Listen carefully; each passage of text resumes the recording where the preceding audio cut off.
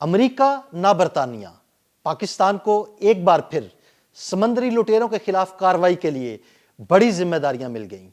پاکستان نے 11ویں مرتبہ سمندری لٹیروں کے خلاف کارروائی کرنے والی مشترکہ ٹاسک فورس کی کمان سنبھال لی ہے۔ یہ ٹاسک فورس کیا ہے اور اس کی ذمہ داریاں کیا ہیں، آئیے آپ کو بتاتے ہیں۔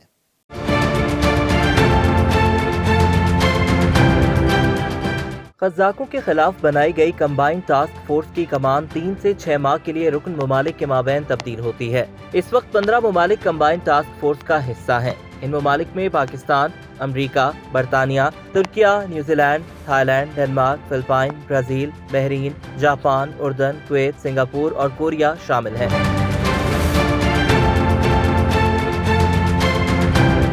کمبائنڈ ٹاسک فورس 151 کی کمان اس سے قبل ترک بحریہ کے پاس تھی۔ کمبائنڈ ٹاسک فورس 151 بنیادی طور پر بحری قزاقوں کے خلاف کارروائی کرتی ہے۔ اس کا ایک مقصد بلیو اکانومی کا تحفظ اور استحکام بھی ہے۔ مشترکہ ٹاسک فورس کی ذمہ داریوں میں انسانی سمگلنگ کی روک تھام اور غیر قانونی ماہی گیروں کے خلاف کارروائی بھی شامل ہے۔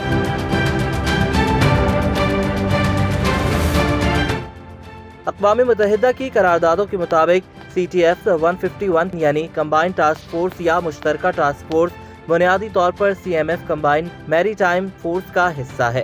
جیسے CTF 150 دہشت گردوں سے نمٹنے کے لیے ہے، اسی طرح CTF 151 بحری قزاقوں سے نمٹنے کے لیے بنائی گئی ہے۔ کمبائنڈ ٹاسک فورس خلیج عدن میں بین الاقوامی طور پر تجویز کردہ ٹرانزٹ کوریڈور IRTC پر گشت کرنے میں مدد کرتی ہے۔ ٹاسک فورس کی موجودگی نے 2010 میں اپنے عروج کے بعد سے خطے میں قزاقی کو نمایاں طور پر کم کرنے میں مدد دی ہے۔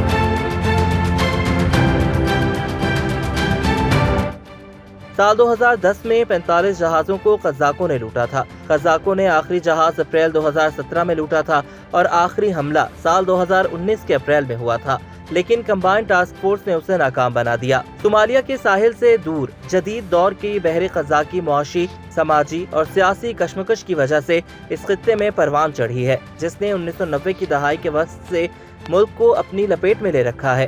خطے میں قزاقی کے عروج کو 1991 میں حکومت کے خاتمے سے براہ راست منسلک کیا جا سکتا ہے، جب گروہ مقامی قبیلوں کی وفاداری اور جنگجو قیادت کے تحت کام کرتے تھے، جو مقامی حکمرانی کے خلا کی وجہ سے سہولت فراہم کرتے تھے۔ سن 2000 میں صومالی خانہ جنگی کے دوسرے مرحلے کے دوران غیر ملکی بحری جہازوں نے مؤثر قومی کوسٹ گارڈ کی عدم موجودگی کا فائدہ اٹھایا اور صومالی ماہی گیری کے میدانوں کا غیر قانونی طور پر استحصال کیا۔